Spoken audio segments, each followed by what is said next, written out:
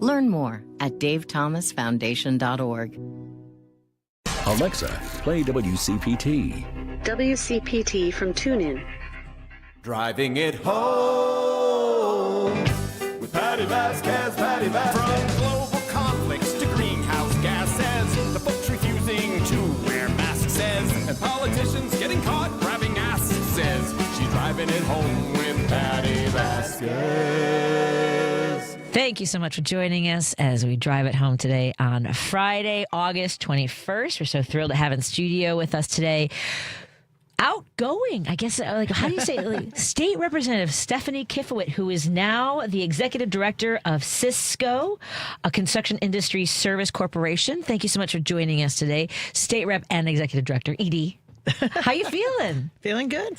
How are you doing? I'm so thrilled to have you back in studio. It's funny, you mentioned something in a conversation we had recently that you knew me before I started going to Springfield when I was doing stand-up comedy, and you saw me at the Roundhouse, which is wild to me. I totally forgot about that because I just think of our conversations starting out with the cuts that Governor Rauner made, and we'll talk a little bit about state legislatures and how much they really deeply impact our lives every day.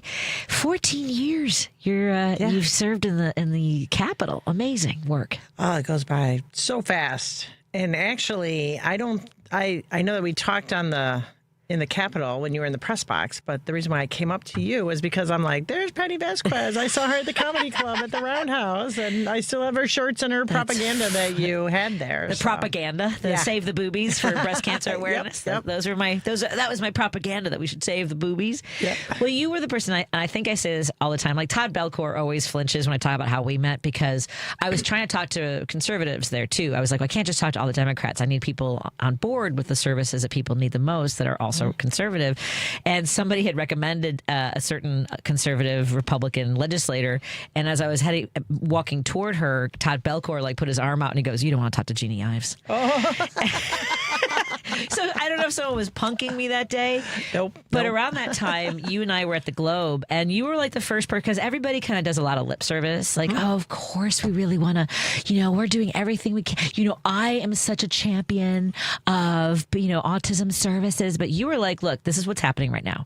You were very matter of fact about the back and forth, like where's the funding coming from, how we're going to get this, done. And it was great. I think it was one of the most, between you and Senator Dan Katowski and a few others, it was really eye-opening and educational. Oh, that's great. Well, that's kind of been my the way I've been this whole time. I mean, 14 years goes by in a blink of an eye. I know. And I still can't believe it's been going so fast. But I've always just been straightforward. And when people talk to me about, there's so much fluff in the budget, I'll be like, well, let's go through the budget. Yeah, that's what you said to me. Yes. Line by line. Let's see what we're doing. And during the Rauner years, it was really just egos digging in and ideologies digging in. And Rauner wanted to push his agenda. And we had the 2.5-year budget impasse, which I argue we could have done things a little bit better. But, the Democrats dug in, Rauner dug in, and it unfolded the way it did. And so much of that was leadership. Was it Madigan wanted Rauner to take responsibility for everything that was happening, and vice versa? And the leadership did not want to pass a Democrat-only budget. So we actually negotiated with the Republicans. And, in fact, I was part of a group that met off campus.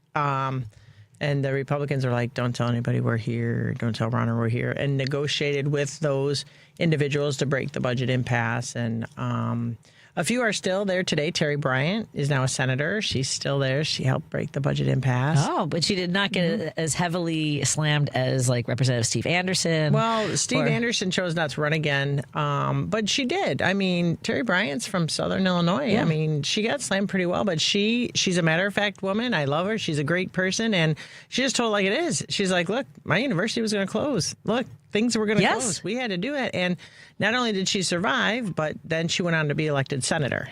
Right. So when you do the right things and you talk to people in the right way, and I think if you're a genuine human being, that makes you a good elected official. Do you, because I've talked to this with folks about how much we're still feeling the effects of Governor Rauner's, the budget impasse, and Mike Madigan's budget impasse, and how much, so early intervention's the one that comes to mind first, because what I got accused of a lot when I was in Springfield was fighting for just my son. which I already had. Like all the things I was fighting for, we had on lock. Like that wasn't an issue for us. And I didn't have as much as I didn't have the same kind of needs that other parents did. There was one mother who messaged me that she was going to lose her respite services, and that was the only way she was able to work outside of the home. She had a daughter who was in a wheelchair, minimal movement on her own, needed full-time care, and that woman had to place her child into a full-time care service because she was not able to sustain both. Mm-hmm. And that's one of the effects of and her daughter is still in that facility, and I need to turn my dings off. But early intervention is one because I can personally speak to how much that program didn't just help Declan reach his potential, whatever that might be for any individual that needs early intervention, which is birth to 3, helping kids meet their milestones. Mm-hmm. But it also saved our lives, really, in a way, having that support, knowing someone's there to help. And there's now a 3,000 baby wait list for up to a year, which is, I don't know if that's survivable for a lot of families. Well, I think part of the issue was the wrong year in the budget impasse, but what was extrapolated from it, what exasperated it, yes, I think, for lack of a better word, is during Governor Quinn, and just the hollowing out of government. Because I think people look at programs like that and they say, those are important programs. But they don't look at the government, the people in the government to help with those programs. And so then the elected officials, they have, we froze. We're not hiring. We froze. We're being fiscally responsible. We froze. And so yes, you see and they call it, when you hollow out government, is when you have hiring freezes. So people leave and you don't replace them. And yes, they say, we're going to do more with less, more with less. That's a nice catchphrase. But a human being can only do so much. Right. But they keep putting more and more and more on them. And so this actually has gone back to, in part, people not appreciating government, not appreciating what government does, and then saying you have to do more with less. But what government does is more people-powered that AI can never do. Right. And we are still trying. So we had that under the Quinn years, and then we had the Rauner decimation, which people just in droves left the state because of the impasse or their industry, or the their services industry, they provide, yep, or the organizations closed down. And so then we now have this double whammy that we still haven't recovered from. Yes, that's because so many states across the country that are led by conservatives have been hollowing out the governments, and not expanding certain elements, whether it's Medicaid, Medicare, programs that people really need. I think that it is at the state level that people do need to focus on how are we best going to move forward from this federal administration. Right, because the people who decide where funding is going to go, how we support those services, because Rauner also decentralized a lot of the areas for providers, right? With for early intervention, like the organizations that he restructured the map of who is going to cover what parts of Illinois.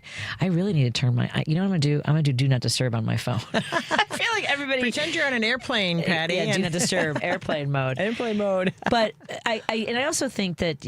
So my point being that with this administration. With Trump, because Illinois had to scramble to figure out how to make sure that people who are on SNAP benefits were also going to be able to afford that. And that's only a short-term fix, isn't it?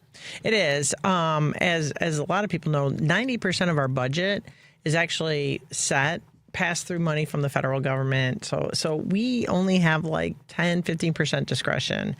And one of this pass-through is SNAP benefits, supplemental nutrition.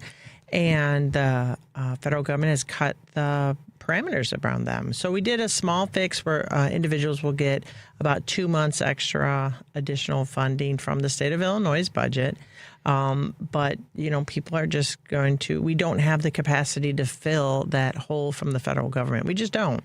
And so people will be going without food, unfortunately. Yeah. And that's and again, I don't know how long it's going to take to recover from the damage that's being done, the funding. And one of the things that you also, more people are learning about it.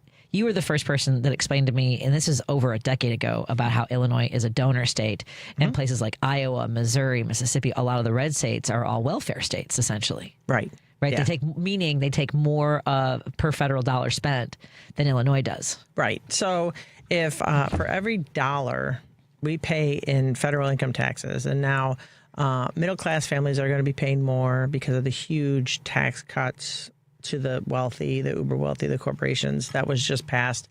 So for every dollar that's paid in taxes, in services that we get back, we get less than $1 in services. It's going to be much less now with these changes in SNAP benefits and all the other benefits. And so the formula was done, I guess, like 50, 60 years ago on the distribution of taxes. And the state of Illinois has that too.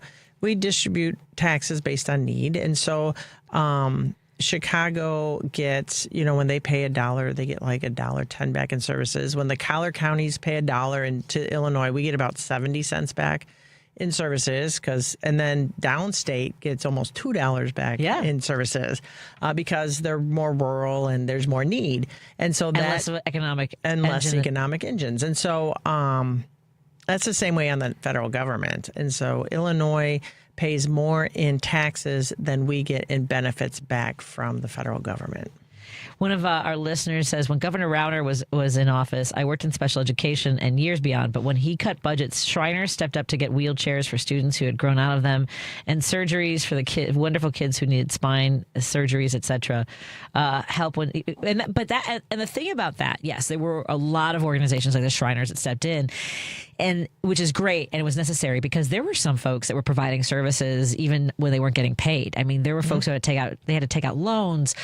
Some places closed their doors and or left the industry. You said people leaving the state. People left the profession of physical therapy, pediatric and geriatric, and all those different areas.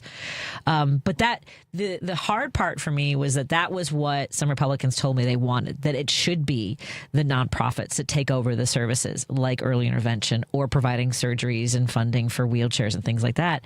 And so so it's hard because it's great that they did that, but that's also the goal of many conservatives, isn't it? Well, I mean, let's look at it in perspective.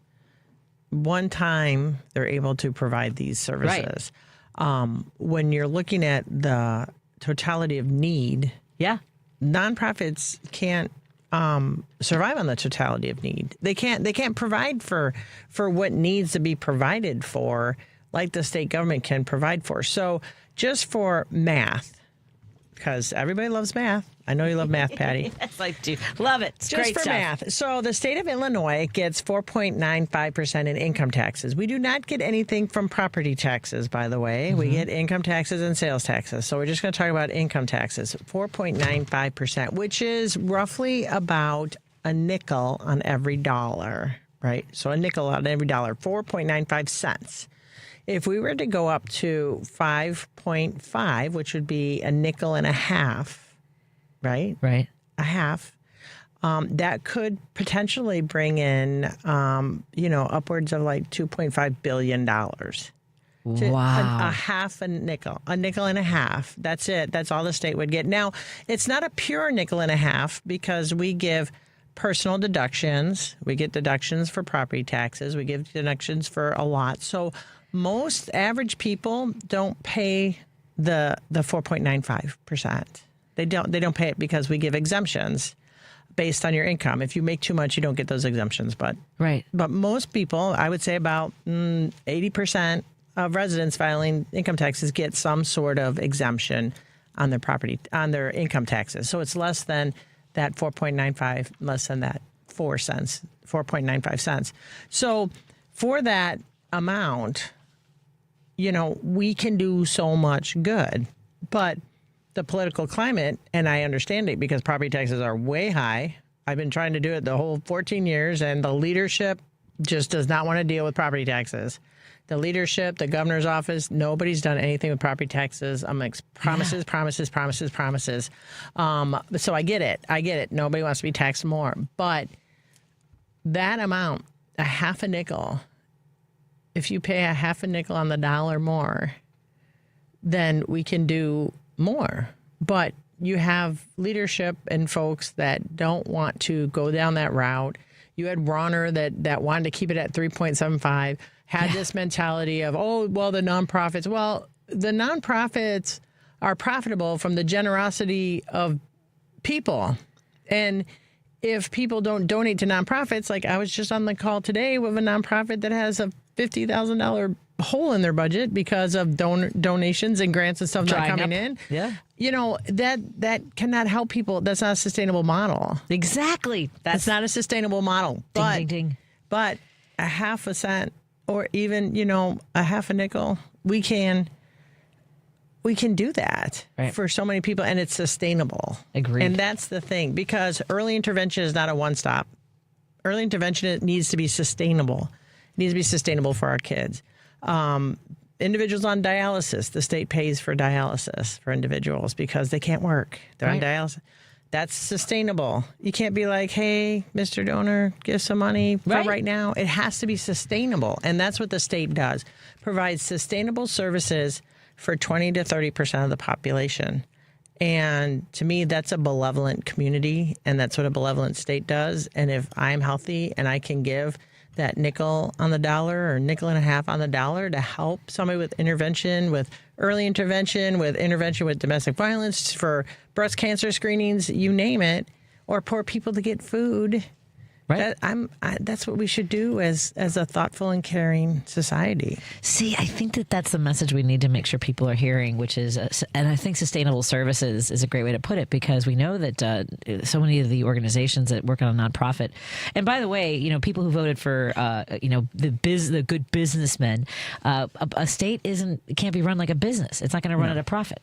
It's not the point of the state. Well, I mean, look at what runs on a profit. Insurance companies. Right. That juice you, and then they cut off your services. Yep. I mean, I had a resident whose husband was going through chemo, aggressive cancer. She had 3 little ones, and the insurance company cut off his treatment right in the middle of treatment, which means we had to pass a law. We had to pass a law that says, I hate insurance companies because we always have to pass these laws. We had to pass a law that says if you're in the middle of treatment, you cannot cut that person off of services. And so that's a for-profit model. Do they want government to act that way, heartless and uncaring and just looking at the money? I mean, that's not what you want a government to do. Government is there to be for the people and to help out and help those that are in need.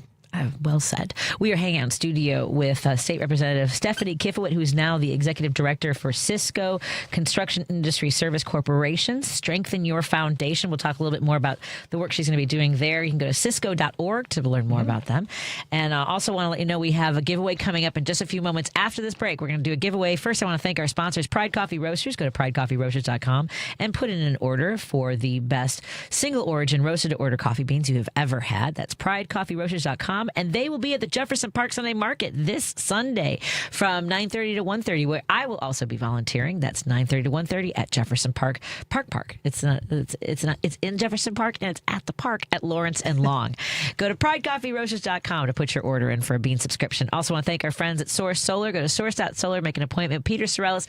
Maybe it's time to get solar panels on your house or business. He'll walk you through the whole process.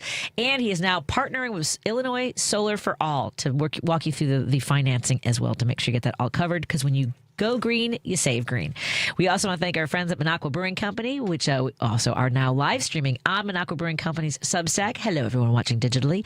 Go to MinocquaBrewingCompany.com and put in an order for some Fascist Tears. It's a delicious West Coast IPA. And if you want something non-alcoholic, they also have 8647 hop water and THC water, as a matter of fact.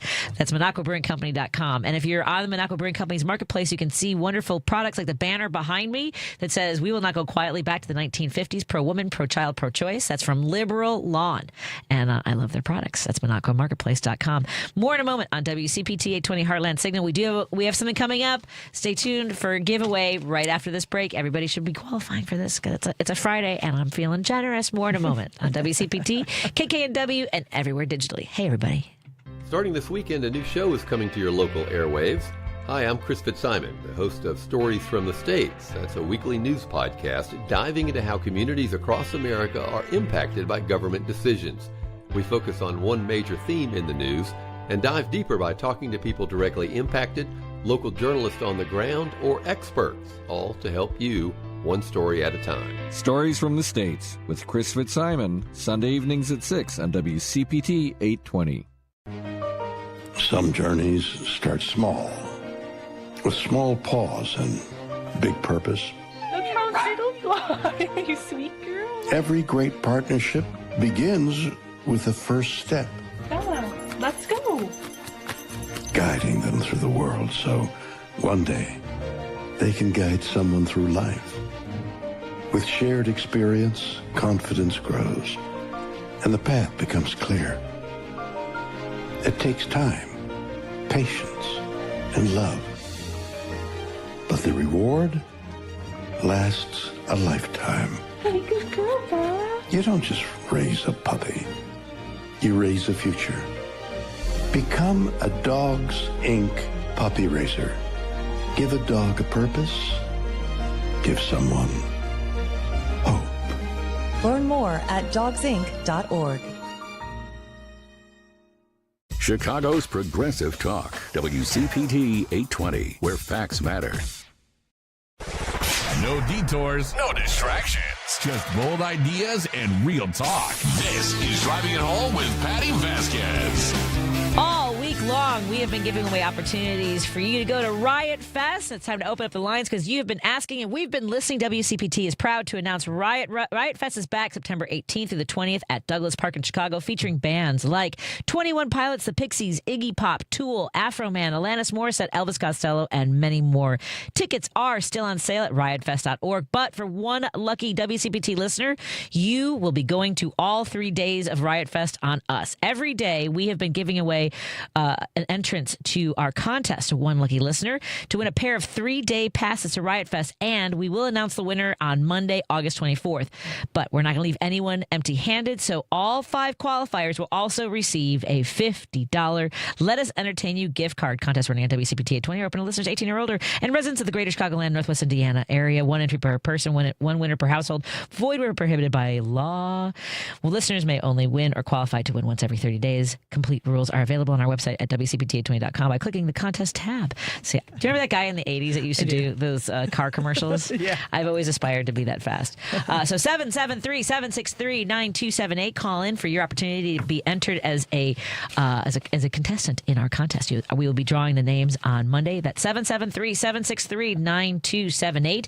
Call right now for your opportunity to be entered into the contest. And we will also be giving away 5 $50 Let Us Entertain You gift cards to those who are entered into the contest. Oh my goodness, look at that. Woohoo! Folks are calling to go to Riot. The phone lines are going wild. Thank you all so much for calling in. We have in studio with us guest co-host Representative Stephanie Kifowit, who is now the executive director for Cisco Construction Industry Service Corporation. We were talking a little bit. I want to come back just for a moment. I don't want to leave it behind completely about the state of Illinois and also just Illinois state legislatures across the country. You know, we were just talking about some of the harm and the good that a state government can do, and that's true across the country. What is your sense of like what you saw in your 14 years, like what you would hear, like, because I think Michigan go to like term limits for their state legislators, and people often talk about that here, and the sort of the argument against that I've heard has been like then only the lobbyists have the institutional knowledge, and then it kind of carry more power in a capital like ours. Oh, absolutely. I mean, the story I like to look back on when I was a freshman legislator is I wanted to pass a piece of legislation. I was working with the department, and the department's like, oh, yeah, we'll get back to you. We'll get you amendments. We'll work with you. We'll work with you. And then so I'm thinking they're telling me this in good faith. And then I kept going back, and then all of a sudden they're like, oh, you're past the deadline. Oh, we didn't get the amendments. Oh, so and then the bill is dead because I'm still learning the ropes and trying to figure out the deadlines and everything. And they knew it, and they manipulated it, and they strung me along until it was past the deadline, and then I couldn't figure it out. And so if you perpetually have, like now, that wouldn't happen to me because I've got all this experience, and I know that if they drag it along, I can get a shell bill. I know who to work with. I know who to trust. I know who not to trust. But if you're constantly cycling out people with people that don't understand the process, hasn't learned the process, then you're putting de facto all the power into the government officials, the bureaucrats that have been there 20, 30 years, and the lobbyists who have been there 20, 30 years, and they know the system. And so in order to have a system that reflects the people, you need to have people with longevity that can counter that longevity in the bureaucrats and the lobbyists. And if you keep churning them out for no reason at all. I mean, I've seen people lose their elections. I've seen people, and people like me generally just rotate out and rotate in. There's turnover in Illinois. I mean, I think the average time for service is like 6 years. But if you artificially churn people out, then for no reason at all, you don't have a government for the people. You have a government for the corporate interests that can buy lobbyists, that can get their way. Yeah. And that's not what our founding fathers wanted. It's not representative. What are your thoughts on, is there energy ever behind, especially considering that our previous Speaker of the House was the longest serving Speaker of the House of any chamber in the country? Your thoughts on the term limit for leadership?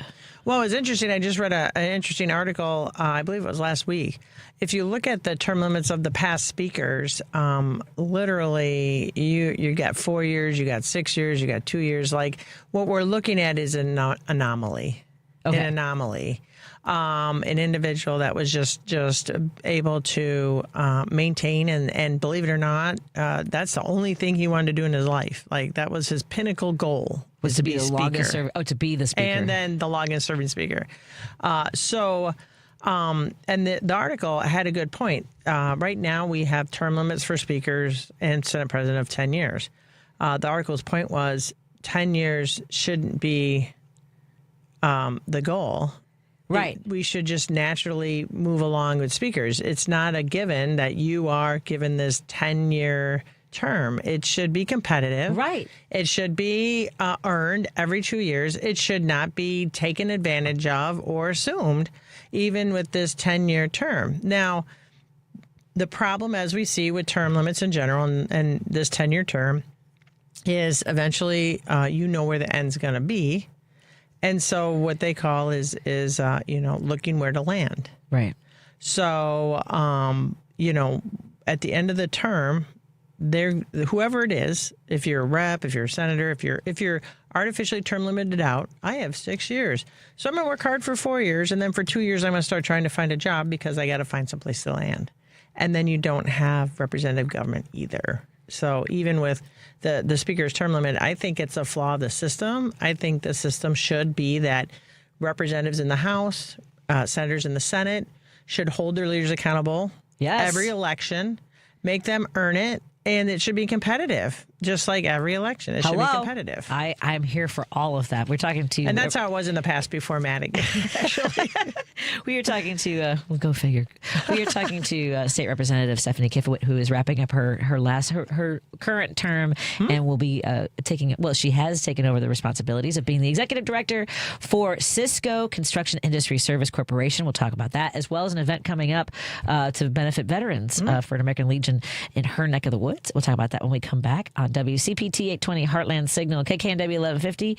And hello to all of our friends tuning in digitally on Facebook, YouTube, and now Minocqua Brewing Company Substack. Please consider subscribing and sharing with your family and friends so they can join the conversation too.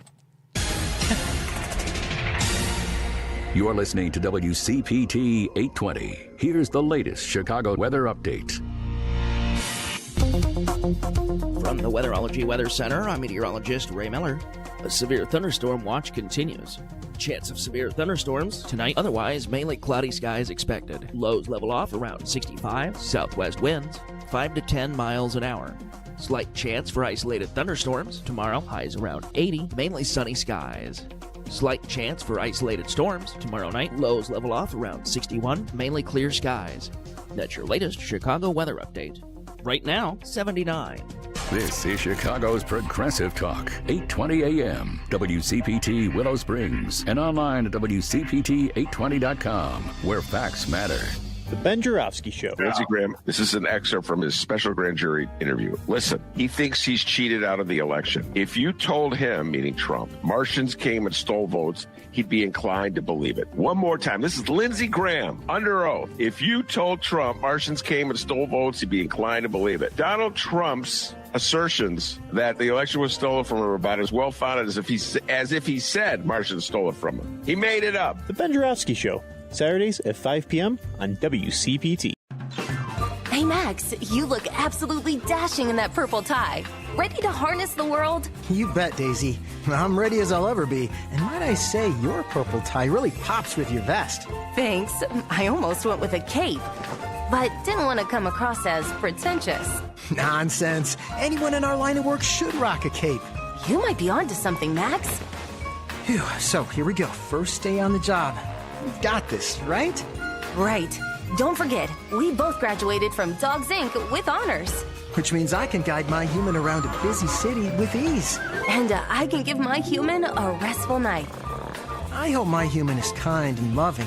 And I hope mine likes wet kisses and zoomies. Ready to make a difference?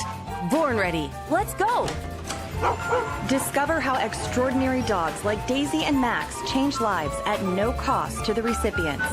Visit dogsinc.org. Because facts matter. You're listening to WCPT 820. If you're listening to this station right now, you've definitely heard my voice before. Hi, I'm Hawk. And I'm Pete. And we're with Source Solar, your local source for solar. Source Solar is Chicagoland's premier solar installer, providing solutions for over 1,000 homeowners and business owners across Illinois and Iowa. With over a decade of industry experience and deep roots here in Chicago, we have the expertise to help your transition to clean, renewable, resilient energy. We can guarantee that we save you money day one without any out-of-pocket cost to you. This means you have an instant ROI, instant payback, and can save money to add to your bottom line day one. At Source Solar, we source everything as local as possible, meaning we always carry the Made in USA sticker. Find us online at www.source.solar. Stop in our office at 5710 North Northwest Highway or give us a call at 773-985-3992. And don't forget to ask for Hawk and or Pete.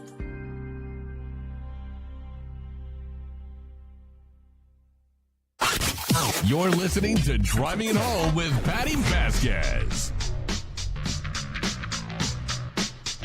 Thank you so much for joining us. We continue our drive home here on WCPT 820 Heartland Signal, KKNW 1150, and of course all of our friends tuning in digitally on Facebook, YouTube, and Minocqua Brewing Company Substack. Plus, you can find all of our shows podcast at heartlandsignal.com, and we encourage you to follow us on WCPT's Facebook page and be a subscriber, as well as the Patti Vasquez Show page.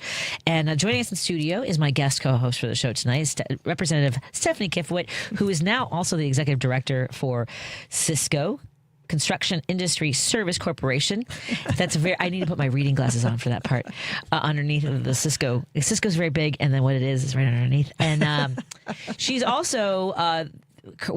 Are you still the only female veteran or woman who has served in the armed forces, serving in the legislature? In the whole General Assembly. Yeah, because I felt like there was somebody who was running, and I don't know if they were successful in their race. Yes. Debbie Pellicek. Debbie Pellicek. That's right. She may be the next. Yes, she's going to be in the General Assembly after me, which is a little bit disappointing. Had I read the tea leaves, it would have been great to serve with another female veteran, but at least there's still going to be some representation in there. Exactly. It won't be void. And I'm the only House Democrat veteran as well. When I first came in, there was 4 on the Democratic side, 4 on the Republican side, and so now I'm the only one on the Democratic side. And we've talked to our friends from Illinois Veterans for Change. What would you want to say to veterans who maybe don't see themselves as a candidate that are Democrats? Because there are a lot more liberals and Democrats out there, progressives, who have served in the military, and we should find ways to encourage them to run for office. Well, I think that we find good people to run. In part we find good people to run, but I think that there is still an undercurrent in the Democratic Party that views military in a skewed way, because I was in the Marines and I know how to fire an M16A2 service rifle, and I think that because the Republican Party has co-opted patriotism and has co-opted that narrative that there's backlash. And I think that there's a little bit of backlash in the Democratic Party against veterans who are Democrats, to be quite honest. And they are not as open and forthcoming and welcoming in the Democratic Party as they are with other traditional Democratic candidates. And so we've had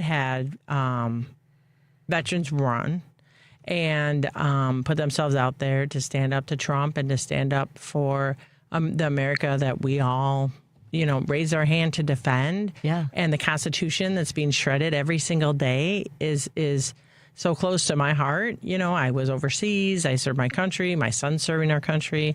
Family members are serving still. And traditional Democrats, especially some more progressive than others, they don't view us as really a legitimate part of the Democratic Party. Whoa. I would not have. I don't think we ever had that conversation. I've had that before. backlash. I've had that backlash from Democrats who really look at me. Is the assumption that you're a conservative Democrat or that you're just not the right kind of Democrat kind of a thing? Oh, both of those. Yeah. I mean, all my bills have been mostly bipartisan. I don't have problems working across the aisle. I try to compromise the best I can, and I am... Which is what good government... Which I believe is should good do. government. And there are just some policies that I do support, but some that I think go a little too far. And, and I've had individuals, one Democrat look at me and say, I can't believe that you would raise children in a house with guns. And I said, I put them in a gun safe and my children have no access to them. But I had a very, very progressive Democrat look me in the face like, I was the most horrible parent in the world because I had a gun safe and the guns were locked up in the safe and my kids didn't even, it was actually a gun safe in the back of a closet, a deep closet behind 3 rungs of clothes. So, Right. I mean, my kids didn't even know they were there, but I've had that. Which is also part of the Constitution. I mean, there are a lot. That's one of the things I think we learned was that there are, Alex Preddy was an example in Minnesota of a liberal who also was, trained with firearms. Right. Right. I mean, there are tons of liberals that have. But I think people look at things black and white. Yes. And if you don't fall into the narrative that they want you to fall into, then there have been Democrats that kind of look at me side-eye and don't want to acknowledge that I am a Democrat. I voted Democrat for a very, very long time. And, I've served in a Democratic capacity as Democratic precinct committeeman. I'm pro-life, or I'm pro-choice. I'm not pro-life at all. I'm pro-choice. And those are the corners they paint us in, right? Is Right. because I remember this in college when I had a philosophy class about, the messaging of conservatives to pictures that paint themselves as pro-life. The opposite of that is to not be pro-life. And we find ourselves sometimes saying that because as a category rather than as a value system. Right? Because they are not pro-life. No. if they are cheering on bombing a girls' school in Iran and, all of the different layers of supporting the death penalty is not pro-life. Exactly. That's what I'm saying, right? I mean, it's a category, it's a label for something that doesn't even reflect the true values of the people that espouse that or say that they are. Right. Yeah. And to me, I'm about a choice. I'm about somebody having the choice. I'm not going to force somebody to make a choice of which I don't have any idea how their situation is. Right. I'm just a pro-choice. Do I want people to have healthy families and be able to raise their kids like I did? Have a choice on when to have your kids and have a choice on how you want your life to go? I unequivocally want that. I had my children. So but individuals get so stuck on themselves that they just want to force their views on other people. And that's not the America that I support. It's supposed to be about freedom. And as you mentioned, Pledge to Defend. Right. And you have an event you want to let folks know about for an organization that's near and dear to your heart as well. I do. And so I am part of the Aurora American Legion. And I will be the first to tell you that I get backlash from veteran organizations, too, that are heavily Republican. So I'm like in the middle here, like, where's my home? But I found a home in the Aurora American Legion. The commander is very supportive of everybody, and anybody that walks in the door, they're supportive, which is why I've been supporting them for the past 20 years. The past commander looked at me and he's like, we'll support you, whatever you need to do. So anybody that walks in the door, which isn't the case in a lot of American Legions. So they have a golf outing coming up September 23rd at Bliss Creek.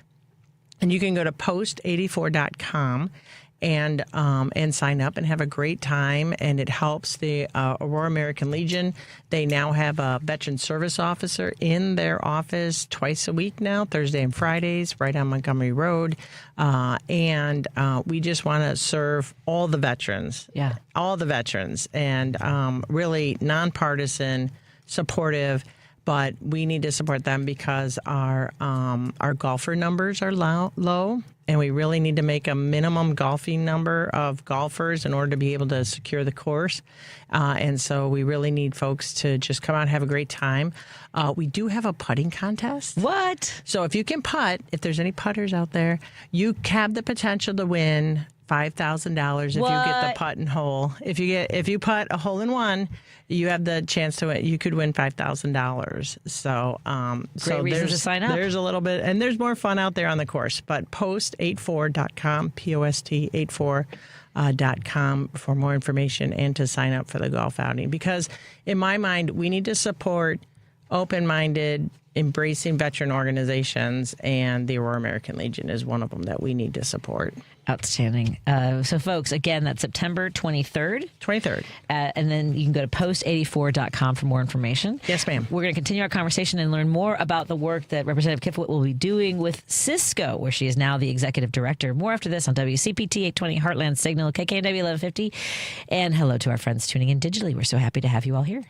Hi, this is Tom Hartman. Charles and Linda were stunned. Their CPA calculated a 2025 tax liability of $29,300, requiring a huge payment with the return. Plus, they now had higher estimated payments. Charles and Linda are 69, retired with $1.9 million in IRAs, brokerage accounts, and a rental property. Their broker and CPA turned out to be no help at all. The couple then met with Brookfield Tax Planning for a no-cost second opinion tax review. They discovered they could legally reduce taxes by $16,200 in 2026 and each year ahead. They even learned they could eliminate required minimum distribution taxes at age 73. Schedule your free, no-obligation second opinion tax review now. Discover how much you can save with no cost or obligation. Once 2026 is over, it's too late. So schedule your free review now. Visit BrookfieldTaxPlanning.com or call 708-485-3439. That's BrookfieldTaxPlanning.com or 708-485-3439. Real talent is defined by what people can do, not where they learn to do it. So by stopping at the education section of a resume, you might throw away the perfect hire. Skills First Hiring helps you see talent others miss, like more than 70 million stars, skilled through alternative routes. Let their story unfold and gain a competitive advantage, because hiring managers who start with skills are 60% more likely to find a successful hire. Hire skills first. Learn why at tearthepaperceiling.org. Brought to you by Opportunity at Work and the Ad Council. It's 4 a.m., Monday, and you're literally sucking baby snot through a tube because she's congested. Man, that's love. And if you love her that much, love her enough to make sure she's buckled in the right car seat. To make sure your child's in the right seat for their age and size, visit nhtsa.gov/the right seat. Show them you love them. Keep them safe. Visit nhtsa.gov/the right seat. Brought to you by the National Highway Traffic Safety Administration and the Ad Council. Because facts matter. You're listening to WCPT 820. You're listening to Driving It Home with Patti Vasquez.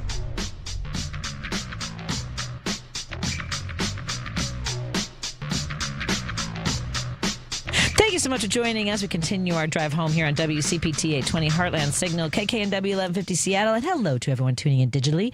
Our audience is growing. I was just sharing with our guest co-host, Representative Stephanie Kifowit, and now Executive Director of Cisco, about how much our audience has grown. And I'm so proud to be a part of this, because we are talking about state legislatures in particular and how much your state government can be the most negative and positive impact on your life. Representative Kifowit has served for 14 years in our state capital. What has been some of your, like, just socially? I mean, because Springfield has a sort of, someone told me that Albany, New York has sort of a similar feel to Springfield, Illinois, as far as the dynamics and having a vibrant big city like New York, and then we have Chicago. You have that sort of, downstate, central Illinois. Whenever I was hanging out with you and some of the other legislators, it just seemed like there's a certain sort of camaraderie that I'm thinking. Did it ever remind you a little bit of being in the military, kind of? In some ways? Long pause. Silent. Well, obviously, I think that there's a lot of shenanigans. I think it's a bit of camaraderie. I mean, most people equate it to like college, yes, or camp. And camp. But I mean, in the military, I can say without a doubt, my buddy is my buddy, and they got my back no matter what. And in Springfield, here's an example. It was so funny. This is when I got a wake-up call that it's not like the military, right? Because I'm sitting there thinking, these are my buddies. We're Democrats. We're on the same team. Woo. And you've come out of that sort of mentality and history. Yep. And so I was at the Globe and talking to a Republican, and I had a Democratic male colleague on my right, and we were just talking and kind of, just making jokes. And I said something to him. I'm like, I'm not afraid of you because my buddy right here has my back. And he looked at me. He's like, how do you know that? No, I don't. I was like, what? You know what? I looked at him completely shocked. I was like, what? We're Democrats. We're supposed to be on the same team. Funny. And he deadpanned and was just kind of like, no. And I was talking, the Republican was a male too, so it was male and a male Democrat and me, I'm a military person, so I'm like comfortable and I said, well, I got my buddy here, he's got my back, and he looked at me point blank and said, no, I don't. And I was like, yeah, what was I thinking? I don't even know why I asked the question. Now that I think about it. Completely, and there are people in Springfield that have my back. Yeah. And I would say there's about, for me, I would say 2 or 3, and maybe a questionable fourth, depending on the temperature of the day, that I know without a doubt I can call up and they have my back 100%, and I have their back 100%. But to be quite honest, the undercurrent in Springfield, it's kind of like you just don't. And over the years, when I first started, I wouldn't have said that. There were like really established people in the General Assembly that were, I think, really genuine, that I really appreciated. And but then they get replaced with new people and different personalities, and the turnover. And the turnover is so much. It really is so much that it's just not that feeling anymore. I don't mean to put you on the spot about this, but I haven't asked too many. I haven't asked too many people about, because Illinois, I didn't know until I started going to Springfield and started getting more familiar with our state legislators. I mean, I give people a hard time occasionally when they, especially when I was at WGN, when they would call and gripe about all these issues, and I would say, well, what did your state legislator say? And they're like, I know, and they wouldn't know who that person was. Mm-hmm. And I used to be a little bit more like that before I started getting more involved. But I did not know about the appointment process in Illinois, which I think that a lot of folks don't realize, that their committeemen are responsible for appointing someone in the case of a vacancy. If someone decides to retire, for whatever reason, if they step aside, in my case, in our Senate district, Senator John Mulrow became a judge. That's how I ended up running for that office. But for me, I didn't realize there were over 30% of the incumbents start out as appointees. Have you ever, are there ever any conversations? I mean, that's not going to change, it doesn't seem, because the Democratic Party of Illinois is pretty powerful and seems to appreciate that system. You have to have a process. Yeah. I mean, if somebody says, tomorrow I am done and I'm walking away from this position, you have to have a process. Right. You have to have a process in place. And we have a process in place. For Chicago, it's the committeemen. Out by me, it's the county chairs. Okay. So recently, we had, State Senator Linda Holmes decide to withdraw her name from the ballot and not run again. And so then the county chairs come together with they can consult with the committeemen. They don't have to, but they come together, and then they have to choose who to put on that ballot. So it was a choice of Linda Holmes to serve out her term and just not run again. But it's also a choice of people, like you said, the judge, he can't serve out his term, so he has to step down, and then people get appointed. Right. So there has to be a process in place. It just seems as though, from some perspectives, perhaps, that when someone doesn't fulfill their term, and I know there could be health issues and things like that. I mean, I know someone personally who just decided they'd had it, which is kind of challenging to the people who put you there. And in the case of someone like Senator Holmes, who then they can't get petitions. It has to be the person that they choose to take over the place on the ballot. Right. So they're kind of locked locked out from the system of being able to garner to win the argument of why they should be the candidate on the Democratic ticket. Well, and it's twofold. I think in one case, like me, I ran for another office and it was an open election. And, and you're serving individuals that I thought would do a great job decided not to run. And, and then you have the primary, which can get ugly and messy.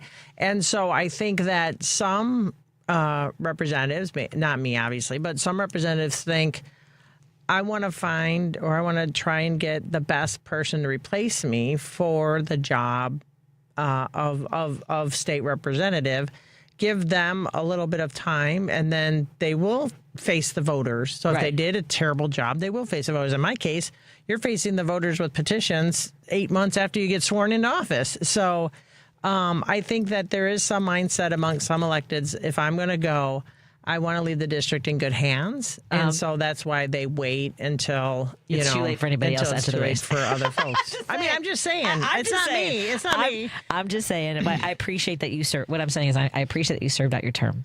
Yes. And made it a democratic process, regardless of how. Definitely. I did that as alderman, too. Yeah. Because when I was an alderman, I got elected state rep, and I withdrew my name with enough time so the mayor couldn't appoint, and there had to be an election. So I just believe in elections. So do I. That was kind of the basis of my entire point. But that's me and you. I went a little long. No. I thought it was a perfect explanation. I appreciate it. That's how people think of things. And now you are taking over the role of executive director at Cisco Construction Industry Service Corporation. What is this? Corporation. Yes. I need my glasses. Hold on a second. I seriously need my glasses. Tell folks about this role that you'll be taking on, because I'm super proud of you, and congratulations. Oh, thank you. Well, actually, I've had the role now for 2 months. So in the state of Illinois, technically, state representatives and senators are in Springfield from like January through pretty much June 1st nowadays, because we do 24-hour marathons, which I'm not going to miss.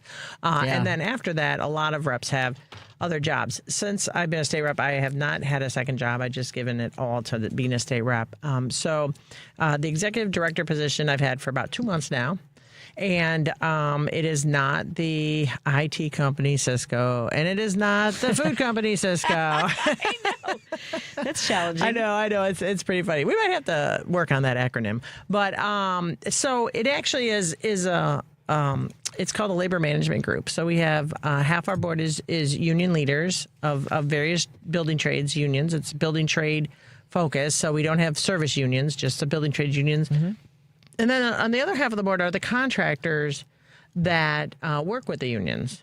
So, interesting. It's very interesting because the goal is to create and support a unionized workforce, which, if you see the data, projects done with union labor wind up being on budget or under budget and finished on time, with minimal, if any, change orders.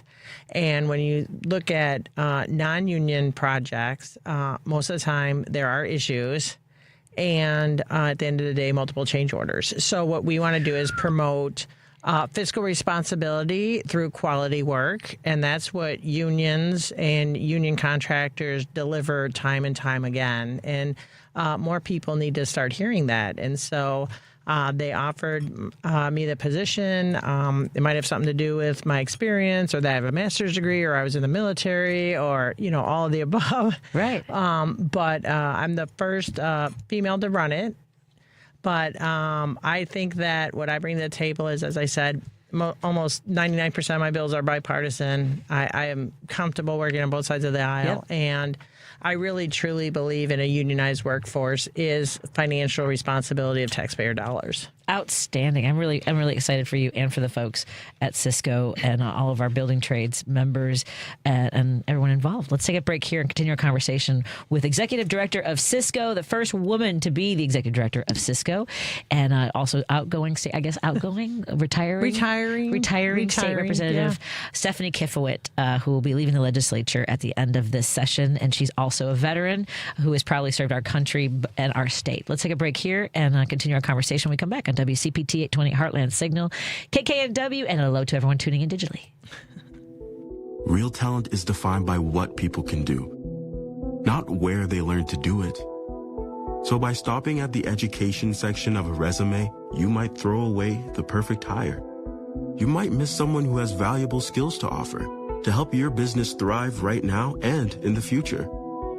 Because the truth is this: Skills First Hiring helps you see talent others miss, like more than 70 million stars, skilled through alternative routes. When you let their story unfold, you gain a competitive advantage, because hiring managers who start with skills are 60% more likely to find a successful hire. See the real person, complete. See what others miss. Hire skills first. Learn why it's a competitive advantage at tearthepaperceiling.org. Brought to you by Opportunity at Work and the Ad Council. Hair Volume from New Nordic will make your hair look thick and healthy. Hair Volume is available online at Amazon and newnordicusa.com or in the hair care aisle at your local CVS. AP News, I'm Ben Thomas. President Trump's temporarily allowing more beef to be imported into the U.S. without triggering higher tariffs. Lisa Dwyer has details. Imported beef will be sold at 25% below current market rates. The plan allows up to 300 metric tons of ground beef to enter the U.S. over the next 90 days. However, conservative rural state Republicans are already criticizing the plan, fearing it will harm American ranchers. Senator Tim Sheehy, a Trump ally, warns it could make it harder for ranchers to rebuild herds. Posting on social media that the president's heart is in the right place, but says that importing beef will harm ranching families who feed the nation. I'm Lisa Dwyer. Supreme Court Chief Justice John Roberts is allowing construction on President Trump's White House ballroom project to keep going for now, as the court considers an emergency appeal from the administration of lower court rulings. Those would have forced a halt because Trump didn't get congressional approval. Marcela Sanchez reports the California lawmaker will become the first Afghan-American to serve in Congress. California State Senator Aisha Wahab has won a special election to serve the rest of former Democratic Representative Eric Swalwell's House term, which ends in January. Wahab defeated Bay Area Rapid Transit Director Melissa Hernandez and will represent the state's 14th congressional district. Swalwell, who was running for California governor, ended his campaign and resigned from Congress in April after he was accused of sexual assault and harassment. He's denied those allegations. Wahab has championed housing affordability and access. Wahab and Hernandez will face off again in a separate November election when voters will choose who will serve the district's next full 2-year term. I'm Marcela Sanchez. And the National Hurricane Center says Tropical Storm Moke's formed in the Pacific Ocean. It's on track to bring another round of heavy rain and wind to Hawaii. This is AP News. It's been a tough summer weather-wise in Europe. Justin Spike filed this from Hungary. The Danube River in Hungary is experiencing record low water levels, the consequence of persistent drought and successive heat waves that have battered most of Europe. In Hungary, the drought has led to water shortages, damaged crop yields, and nearly having to shut down the country's only nuclear power plant. It's not only affected the Danube River, but many other waterways across the country. The country has cumulatively more than 24,000 miles of drainage canals. Unneeded water from fields and wetlands are diverted ultimately into the Black Sea. Climate experts and hydrologists have long been warning that without a comprehensive water retention plan, Hungary will only get drier and drier. The country's new government plans to introduce a comprehensive program for retaining the waters that are so desperately needed across the country. There's more news at apnews.com. I'm Ben Thomas. Thanks for listening. This is 8:20 a.m. WCPT Willow Springs and streaming worldwide at WCPT820.com. We are Chicago's progressive talk, where facts matter. Now your WCPT 820 weather update.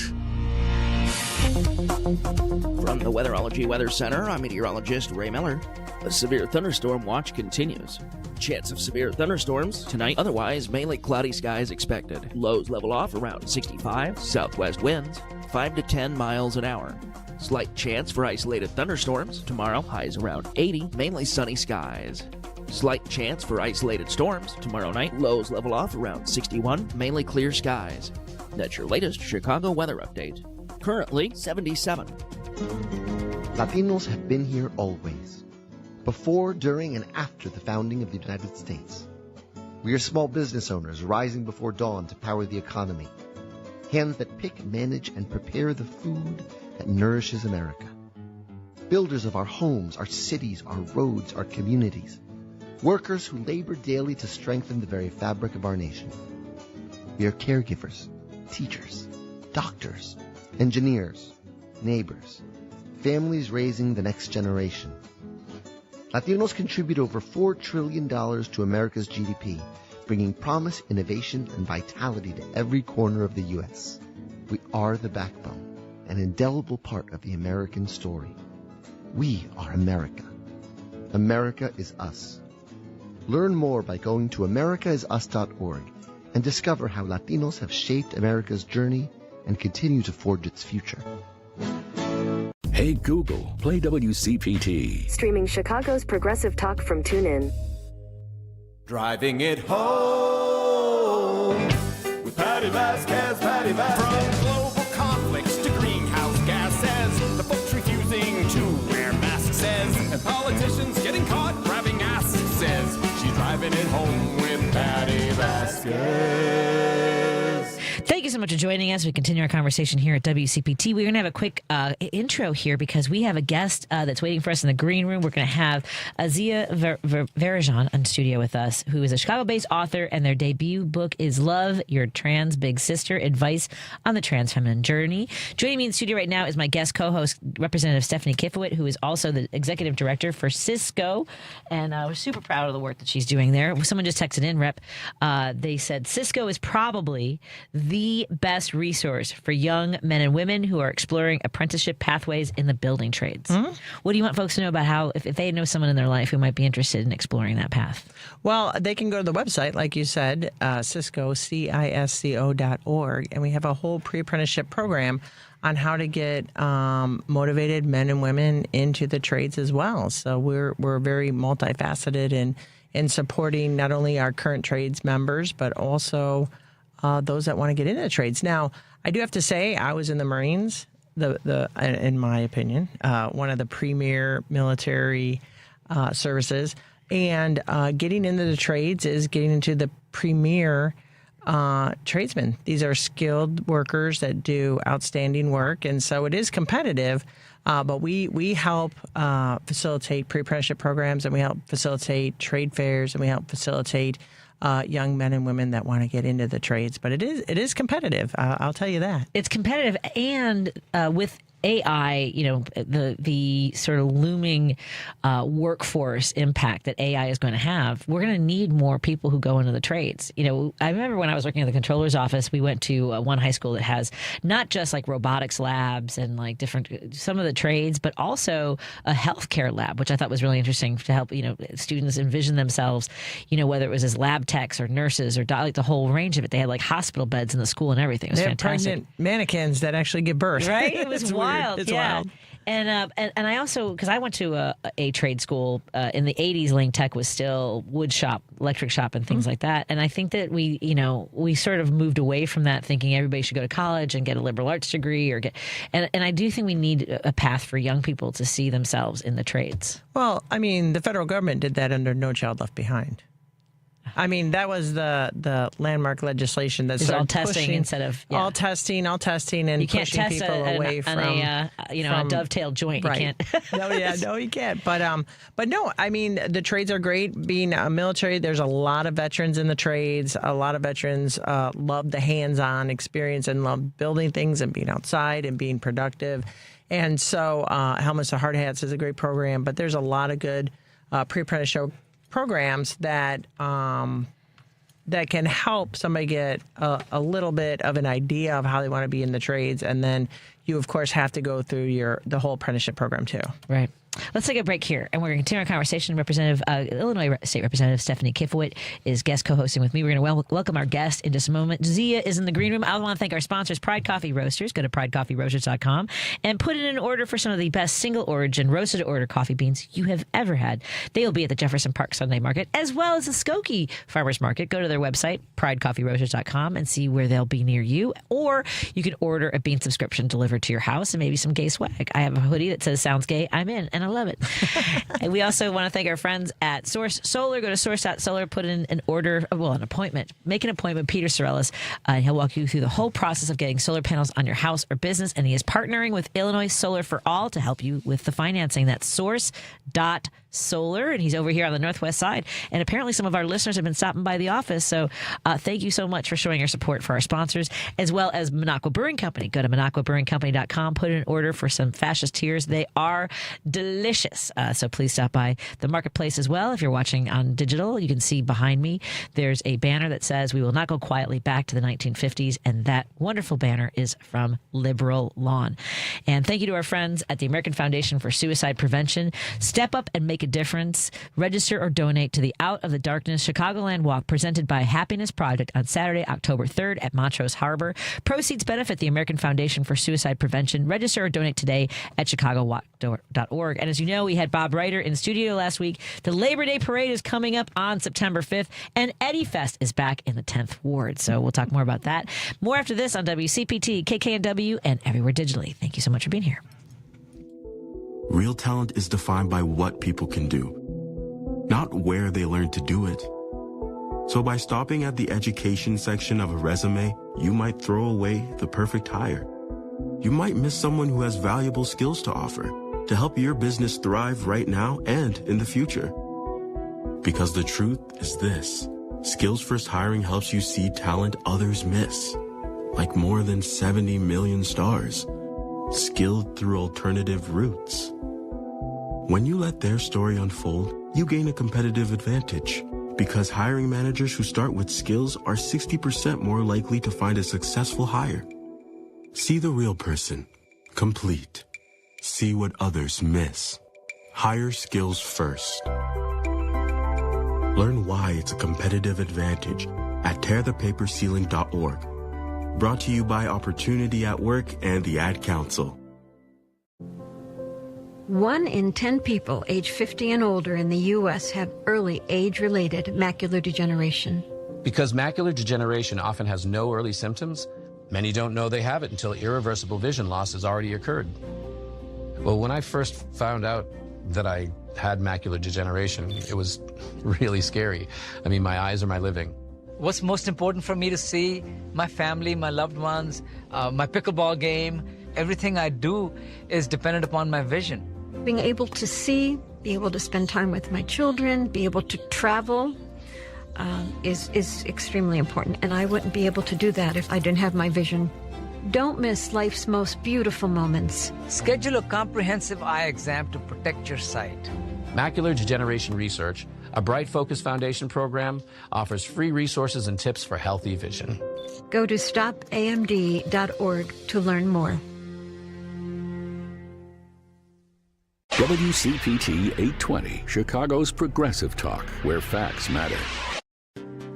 If you're listening to this station right now, you've definitely heard my voice before. Hi, I'm Hawk. And I'm Pete.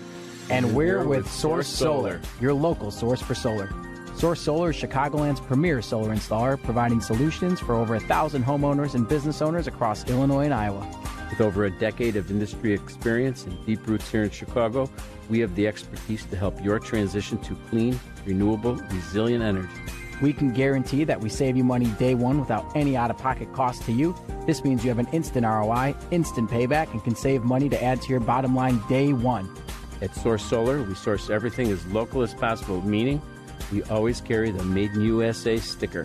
Find us online at www.source.solar. Stop in our office at 5710 North Northwest Highway or give us a call at 773-985-3992. And don't forget to ask for Hawk or Pete.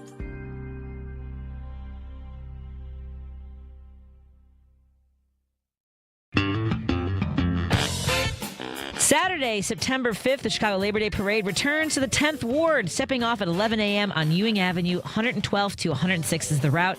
Then Eddie Fest, noon to 5 at Steelworkers Park. Live music from Survive Her, DJ Chase spinning all afternoon, the stars of the POWW Pro Wrestling, food and craft vendors, and a kids area with bounce houses, games, and face painting. Every bit of it is free. Named for Ed Sadlowski, the steelworker who took on his own union's leadership and damn near won. Eddie Fest brings the celebration back to to the neighborhood that built Chicago's labor movement. Bring the family, bring your neighbors, bring a chair, because the best seat in the house is the one you bring yourself. Thank you so much for joining us. Oh, let me just do the rejoiner. There you go. You're listening to Driving It Home with Patti Vasquez. Thank you so much for joining us. We continue our drive home here on WCPT. Joining me in studio is my guest co-host, Representative Stephanie Kifowit, who today says it's the first time she ever heard the phrase outro. So that was like, the music I just played was my intro music. And then, so there's an outro, like just saying goodnight and kind of things like that. Or sometimes I do music at the end. I should do music at the end so people know that we're done. I am a continual learner. Well, we're happy to have you to learn along with you. Joining us as well in studio is our next guest. Joining us is Zia Varajon, who is the author of Your Trans Big Sister, Advice on the Transfeminine Journey. It was released in May, and I believe we had you in studio around then. Yeah, thank you for having me back. Absolutely. So one of the things about obviously releasing a book is that you then do a little bit of a tour. Have you been doing book signings and doing events? This summer has been kind of crazy. So I actually just have my first author event coming up. Congratulations. Thank you. September 2nd, I'm partnering with the Center on Halsted Youth and Family Services to bring a night of reading, conversation, and celebration centered on my book and also just the trans sisterhood and trans joy at the center. Excellent. And I know when we spoke last, I believe you're from a southern state. If I'm not mistaken, it's Tennessee. Yes. Yes. Yes. And so what were some of the elements of the state of Illinois that made you think that this might be a good place to move to next? When I was a kid, my aunt lives in Chicago, and we would always come up to visit. And I remember every time that we came here, I never wanted to leave. I was so enamored by the big buildings and just the bustling city at large. And, going back to cow fields and, cornfields, it's not as exciting. It's a letdown? Just a little bit. Yeah. I always wanted to be where the flashing lights and everything exciting was going on. And I know that a lot of states, Illinois has committed to, for over a decade now. I remember when Illinois passed the gay marriage before the rest of the country went to gay marriage. Marriage equality. Yeah. I apologize. The gay people can get married. Sorry, I didn't mean to make it so basic. Everybody should be able to get marriage. Marriage should be equal amongst everybody. Yeah. And also allowing, opening up the doorway for folks who wanted to change their driver's licenses so it didn't have to necessarily match. Here's the thing about, there's so many conversations about assigned at birth. Mm-hmm. Right, based on the information they have then is what that is, right? But not based on who an individual becomes after birth. Right. Mm-hmm. It's just, I've been getting into arguments with folks. It's very easy to do these days. I am right there with you. I was really disappointed in somebody that I've known. And I knew that it's funny because they are posting a lot about what's happening in Gary, Indiana, where they have not had power for 10 days, which is catastrophic. It is. And I can't even imagine. And I think a lot of people who are posting it online, I don't know how you can think of it of anything other than the community is predominantly black and there doesn't seem to be any energy behind making sure they have what they need. So this doctor that I know put a lot of energy into we need to restore power to this community and all this stuff, and then posted an image of themselves as a basketball player with a blonde wig, because there's a lot of conversation. So the WNBA is coming under it's such a weird moment right now. Yeah. There were those two NBA players or ex-NBA players that decided to say that they were trans so they could quote unquote go to the WNBA to play. Yes. Basically just spitting in the face of trans people and women just in general. It's really frustrating to see people in, I would consider that a position of power. Yeah. Even if you're no longer a player, you've still had capital from playing, and financial privilege is very big. It's very disappointing because we are not a joke. We are not a costume. We just live our lives, or want to live our lives as much as everybody else. And to become pawns, either politically or culturally, punching bags, it just really adds insult to injury when we're already fighting an uphill battle. Yes. Yeah. And that's what I've just because the argument started, obviously the argument's always been there, like the minimizing, dehumanizing. Right. And like when people tell me that, I was having a conversation yesterday with Jesse Rojo, and I am still learning. And I think that's the goal, is to say, I don't know everything, and I am wrong, and I have no problem saying that, using the wrong language. Just being open to learning. Yes. Is the biggest thing that you can do. Yes. The most important thing you can do. Because, he corrected me on something, like a word that I used, and I was like, thank you, because I misspoke. And I've had this for a while. Like, I had one person who was like 10 years ago arguing with me, like, I was trying to understand non-binary, right, with language like they. My husband's an English major, and he's like, that's plural, and I think that as long as you're willing to listen to somebody, you can find a place of understanding. For sure. Right? For sure. I don't understand why people get so upset about it. I mean, I really don't. I don't get it.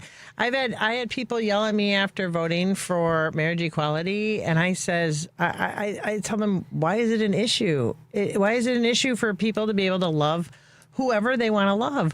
Why is it an issue for people to be able to want to be their genuine self? Yes. I really, truly don't understand people, and people that I know that read the Bible just like I do, and they skew it in a way that, to me, is not in that book. Right. It's not there, and they twist it around. I don't understand why people have such an issue. You know what? Then don't have those people as friends. Right. Go in your own little cocoon and leave people alone. Yeah. I don't understand why people get all upset. And then I've had people tell me, oh, well, if you don't do this, then you won't go to heaven. I'll be like, okay, then I won't go. Why do you care? It should be me. I care, and it's my life, and I should be my authentic self, and you should be your authentic self, and we all should just embrace that. Exactly. And I fail to understand these individuals that just want to push and push and push their ideology and their view, and think that they are superior in their views than other people. It's just so infuriating. That they know better than somebody in their own body, right? And what kind of reaction have you gotten from folks who maybe aren't, are trying to be themselves, and the kind of guide that you give them in your book?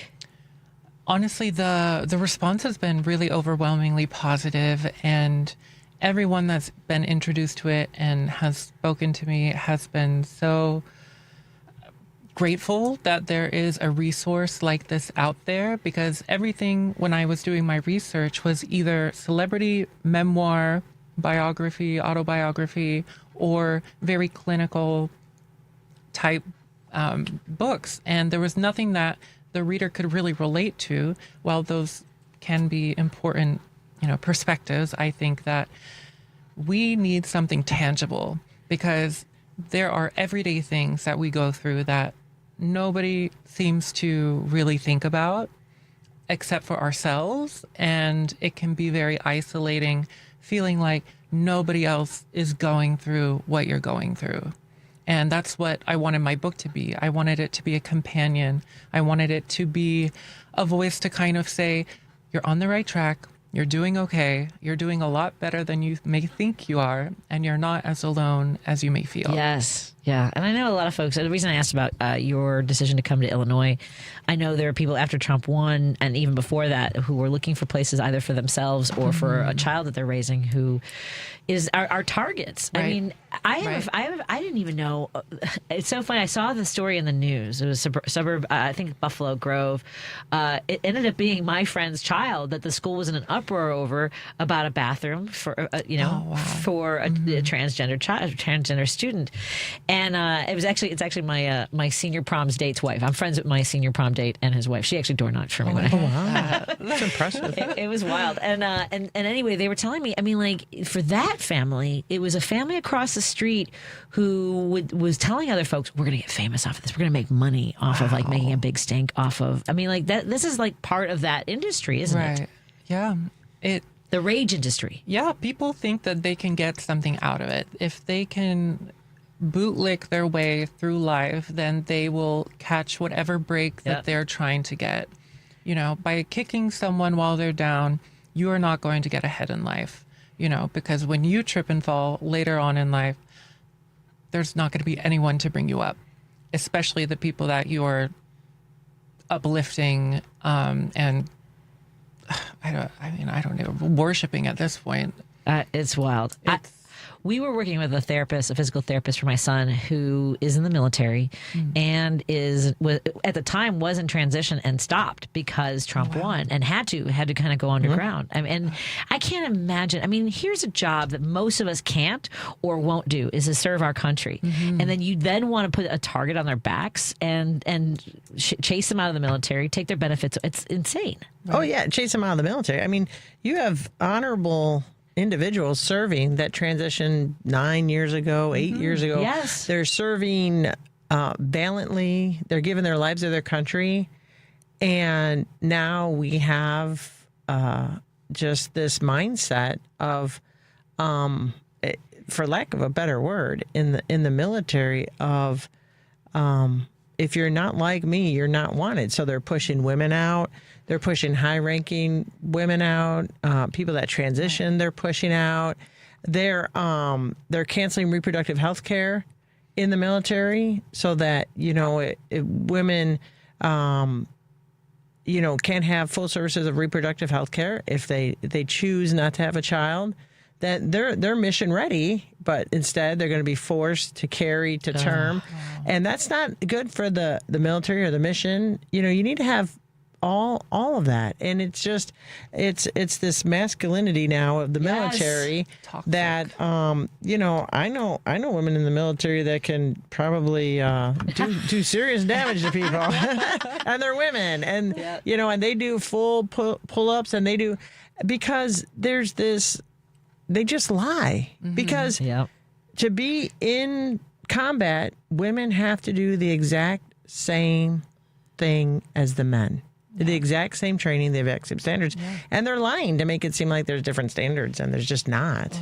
And what really irritates me in regards to the transness of it all is they love to say that we are too strong to compete in women's sports, but we're not strong enough to fight, or wait, did I say that right? We're too strong to compete in sports, in women's sports, but we aren't strong enough to fight for our country. So which is it? Right. Because that's a good point. It boggles me. It doesn't boggle me. It's just double talk. Yeah. It's just manipulation. It's gaslighting. It's double talk. Oh, I mean, yeah. they just say whatever narrative that meets the narrative at the time. Sure. But can I ask a quick question? Yes. Of course. I'm sorry. In my brain, I mean, this is a little bit off topic, but I'm just like fanning out here because, in my brain, I sit there from time to time and be like, this would be a great book. This would be something to be a great book. This would be a great book. How you must feel very accomplished because you wrote a book. But what was how did you keep going and get it all out and because I would write 3 words and then I'd be distracted and then I'd be like, I wanted to write a book about my daughter way back in the day because she would always be like, this is Sabrina, and I'd be like, oh yeah, Sabrina, I'm gonna write a book about her, her childhood and everything, and then I got like a paragraph and then I'm done. So I'm just thrilled that you care so much about your community to actually sit down and put pen to paper. And so how long did it take? What was your motivation? That's such a feat that people don't do. And so I'm kind of really at awe of that. You actually cared so much and you actually got it all together. So how long did it take you? How did you put it all together in 30 seconds or less? And go. For me, I think I said this last time. I had the idea because of my partner. My partner saw that I was helping a friend of mine look into doctors to receive affirming care. And he said, you should write a blog. And I was like, well, no, if I'm going to do anything, I'll write a book. Forget that. Yeah. Go big or go home. Exactly. That's right. And it was right after the Trump's most recent inauguration, and I was just down in the dumps. I felt like crap. And it finally, just kind of clicked. I was like, okay, instead of studying for my finance classes, I am going to just see what I can get out. And I started writing or kind of going over topics that I thought would be good to share. And then I would keep on writing and just keep on writing. So it just kind of flowed very naturally for me, which isn't a normal thing because I wouldn't say I'm, an academic by any means. But I needed something to channel my energy into and my fears and my, insecurities with the state of the world. So I was like, okay, if I can put my energy into something that can help other people, then that will help me. And honestly, the writing was the easy part. The publishing was the hardest part. I had reached out to a few publishers to see if they would be interested. I got all rejections. I think that the climate also kind of plays into people not really wanting to, take a chance. I guess they see it as taking a chance. Exactly. They're like, there's not a market. We can't make money off of it, which in fact, there is a market and it can be profitable, but that wasn't the point. So after the few rejections, I decided to self-publish, and How do you feel about that? Oh my gosh, that was so hard. Oh, God. It was so difficult because there are so many moving parts that you don't think about. The formatting, you have to format the cover and the back cover, but you also have to format the interior because, on page breaks, there could be something that looks a little funky or, a weird cutoff here or there or sentence structure. And that almost killed me. But are you glad you self-published ultimately? I really am. Yeah. I really am. You have control over everything. And you're not beholden to anybody. Yeah. You can sell your books wherever you go. Exactly. Right. Then you manage all of that. Yeah. Let's take a break here. Continue our conversation. 773-763-9278. Let's make sure that let's open the phone lines for a few folks before we go tonight, because I do have a pre-recorded interview coming up with Carol Glanville, who's a Michigan State representative. I have to tell you something when we come back that was really interesting for me. Or maybe, you know what? I'm going to tell you off the air, and too bad, everybody. More after this on WCPT 820, KKNW 1150 and KTNF AM 950. Thank you so much for joining us, everybody. You're listening to WCPT 820. Here's the latest Chicago weather update. From the Weatherology Weather Center, I'm meteorologist Ray Miller. A severe thunderstorm watch continues. Chance of severe thunderstorms tonight, otherwise mainly cloudy skies expected. Lows level off around 65, southwest winds 5 to 10 miles an hour. Slight chance for isolated thunderstorms tomorrow, highs around 80, mainly sunny skies. Slight chance for isolated storms tomorrow night, lows level off around 61, mainly clear skies. That's your latest Chicago weather update. Currently 77. This is Chicago's Progressive Talk, 820 AM, WCPT Willow Springs, and online at WCPT820.com, where facts matter. Hi, I'm Kevin Love. People see the NBA career, the championship ring, but what they don't always see is the anxiety or the moments I felt completely lost.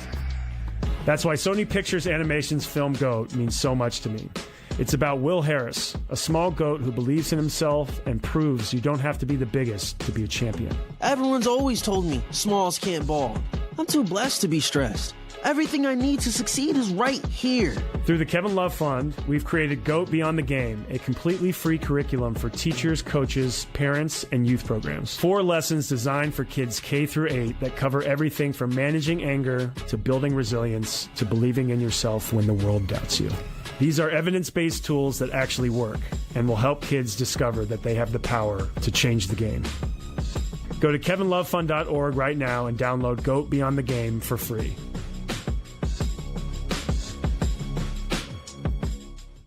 This is WCPT 820. Listen in Chicago on 820 AM or stream us live on WCPT820.com, the TuneIn radio app, or tell Alexa or Google to play WCPT. This is WCPT 820, where facts matter. Here's great news for those Chicagoans heading up to southern Wisconsin. Should you ever forget to load up on progressive brews from the local favorites like Rogers Park Provisions or Park West Liquor in Lincoln Park, Minocqua Brewing Company beer is now conveniently available at Dream Liquor and Cigar in Kenosha and in the Lake Geneva area at Delavan Liquor and Smoke in Delavan. If the great town of Madison, Wisconsin is your jam, please remember to swing into the Minocqua Brewing Company tap room at 2927 East Washington Avenue to grab some Resistance beer, pizza, t-shirts, and progressive camaraderie. If you're listening to this station right now, you've definitely heard my voice before. Hi, I'm Hawk. And I'm Pete.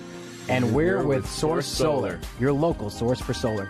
Source Solar is Chicagoland's premier solar installer, providing solutions for over 1,000 homeowners and business owners across Illinois and Iowa. With over a decade of industry experience and deep roots here in Chicago, we have the expertise to help your transition to clean, renewable, resilient energy.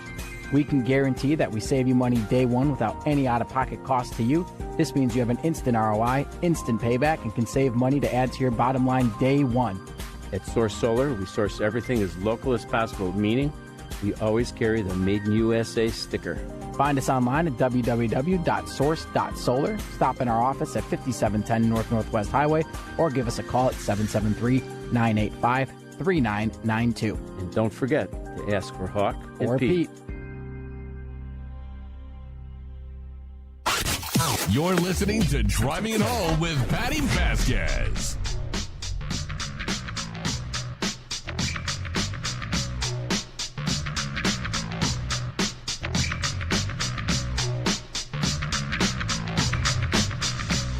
Thank you so much for joining us. We continue our conversation here on WCPT 820 Heartland Signal, KKNW 1150 in Seattle, KTNF AM 950 Minneapolis, St. Paul, and of course everyone tuning in digitally on Facebook, YouTube, and now Minocqua Brewing Company Substack, where I have a column coming up on Monday. Matt McNeil has a column coming out tomorrow.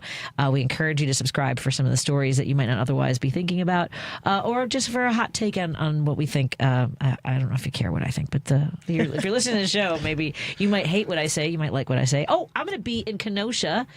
Okay, you guys, you have an hour. You have an hour and a half to get to Kenosha Comedy Club, where I'll be performing tonight. However, I'm also there tomorrow night. So if you want to come out and catch the show, I'll be at the Wyndham Hotel right there, right on the water, and it'll be a fun show tonight. I'm with Laura Hugg, and tomorrow I'm with Chastity Washington.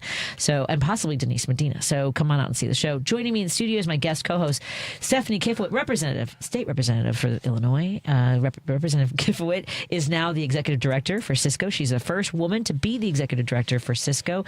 That is Construction Industry Service Corporation.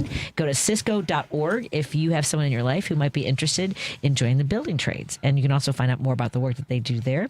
Also joining us in studio is author of Your Trans Big Sister, Advice on the Transfeminine Journey. And we've been talking to Zia Varajon about her journey and the work that she's done. And really as a way to find, I love that your advice is on so many levels, whether it's coming out, which is very stressful. Mm-hmm. When you don't, not everybody is certain of how their family will react. I mean, nobody's really certain how they'll react. Nobody. No. And you have to do this for you. And whoever decides to stay in your life and support you are the people that you want around you. Right. You don't want anybody that's going to half do anything, half love you, half support you. Unfortunately, loss is a part of transition, but there are growing pains. And once you're on the other side, there are people who are going to love you fully, wholeheartedly, and support you in your journey, because you're going to need the support.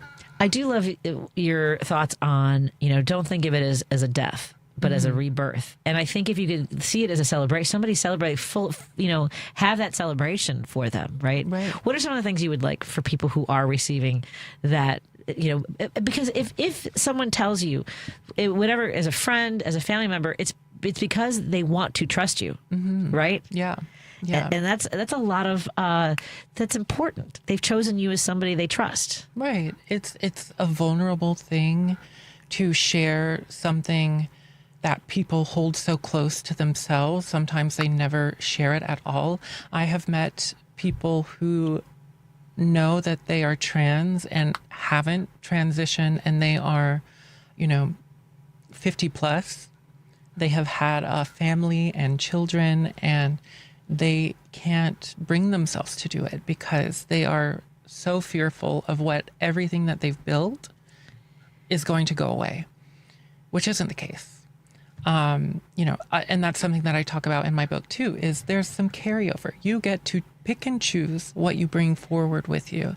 And I think that is something very special about the trans experience. We get to decide who we are and what we bring with us from what we've learned in life. Outstanding. Jim, need to take a phone call from our listener. Jim is calling from Chicago before we head out. Jim, what's on your mind, my friend? You're on the line with Zia and Representative Kifowit. What you got in your mind? I know. Ladies, have a terrific weekend. Let's start with Peter Kill's Frankenstein monster, J.D. Vance. He's down in Ohio today. Screaming about you. Don't worry about your inflation or any of this other nonsense. Immigration is what's causing all these problems, and these Republicans are just lapping it up, believing that immigration is the be-all and end-all of all our problems in the United States. I mean, it's ridiculous. It's absolutely ridiculous. So, in other words, we spend billions to put them all in prison and just disappear them. And someone's making money off of it, too. We'll all have a lollipop, and we'll all be doing great. I mean, did any of your guests watch Rosie O'Donnell last night? Oh, she's been doing so great this week on Jimmy Kimmel. I've seen clips of it, yes. Yeah, same. Well, but I mean, the beginning of the show is really unsettling because underneath COVID, apparently, she said that it's sneaking into a few states. Now, that really got me, because every time this maniac Trump comes, a plague follows him. I mean, it's amazing, you know. I mean, I wouldn't be surprised. What a disaster. We had a flare-up of that with Kennedy as the health czar, and then Trump again. Yep. I mean, what a nightmare that would be. You know, God knows it. But anyway, that's the way it opened. That's the way the show opened. I don't know if you saw it or not. But I'll take a look at it. I appreciate that. I'm taking a look right now. You guys have a good weekend. Thank you very much. Thanks a lot, Jim. Yeah, the Hill is reporting on the growing numbers of COVID cases, and I don't trust this CDC to actually tell us the truth and monitor. All right, Jim, thanks for letting us go into the weekend with that information. But make sure you get your COVID booster shots, which I do as well. I want to thank my guest. Thank you so much, Zia Varajon, who is the author of Love, Your Trans Sister, an advice on the Transfeminine Journey, which was released earlier this year. On September 2nd, the Center on Halsted presents a book signing and an event with Zia, a reading, conversation, and celebration. You can go to centeronhalsted.org and look under the events. Yep. And we look forward to having you back. As I said last time you were here, so I'm glad you came back. Thank you. Anytime, honestly. Thank you. And you as well, Representative Stephanie Kifowit, now the Executive Director for Cisco. It was so great to see you and have you in studio and to grab coffee with you as well, because we're catching up. I'm sad that I wasn't there for when you were wrapping up, during the state fair and grabbing stuff from your office. But I'm going to be there, I hope, for your last days in the General Assembly because I'm so proud of the work that you've done. I'm going to start tearing up about the night that I worked with you in Springfield at the Globe and all the great conversation. I know. Hey, more on to other things. Well, and my cell phone's not changing, so I will still help people. Course. They can still call me. Even though I'm not a state rep, and then I just want to celebrate what you've accomplished. We have a good time. Absolutely. And then hopefully we'll get some good golfers at post84.com, September 23rd. Definitely, please sign up, and hopefully we'll get a good golf outing that supports our veterans. That's right, post84.com, everybody. It's September 23rd. Have a great night, everybody. Thank you. Stay tuned for our conversation with Carol Glanville. The Ben Joravsky Show. Brendan Riley, when he was, I think he was his rookie alderman, voted for Mayor Daley's parking meter deal, which is one of the most egregious deals in the history of Chicago politics, definitely in this century. It is the equivalent of the Bears drafting Mitch Trubisky over Patrick Mahomes. There's something that football fans can alert to. The Ben Joravsky Show, Saturdays at 5 p.m. on WCPT. The latest politics. We both took an oath to support and defend the Constitution of the United States. Global news. We do know one thing. This tragedy would never have happened but for Russia's needless invasion of Ukraine. And business updates. These are banks that people rely on to get cash, and we need to make sure that they are protected. And factual conversations. WCPT 820, Chicago's Progressive Talk. Hey Google, play WCPT. Streaming Chicago's Progressive Talk from TuneIn. No detours, no distractions. Just bold ideas and real talk. This is Driving It Home with Patti Vasquez. Thank you so much for joining us. We continue our drive home here on WCPT 820 Heartland Signal, KKNW 1150 in Seattle, KTNF AM 950 Minneapolis, St. Paul. And hello to all of our friends who are tuning in digitally on Facebook, YouTube, and now Minocqua Brewing Company's Substack. Of course, if you miss any of our interviews, you can find us at heartlandsignal.com. All of our shows are available as podcasts. As you know, there are a lot of candidates across the country that we want to talk to. And I want to talk a little bit about a number that should be a bigger deal than it is. When the reconciliation bill passed, it punched a $1 billion hole in the state of Michigan's budget overnight. Michigan's own budget office projects it will cost the state about $10 billion through 2032.